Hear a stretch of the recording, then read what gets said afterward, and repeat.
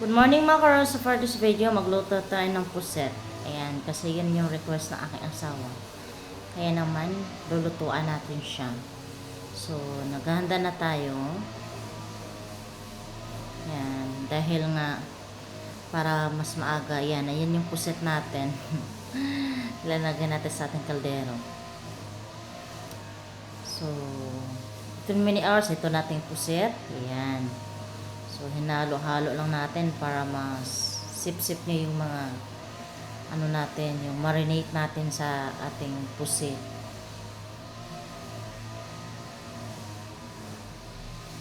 Ayan. Sa mga mahilig nito, kaya naman, alam niyo yan, ano ang lasa.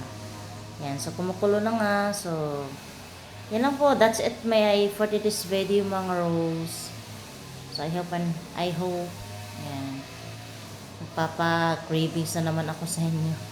Don't forget to follow my page. Bye!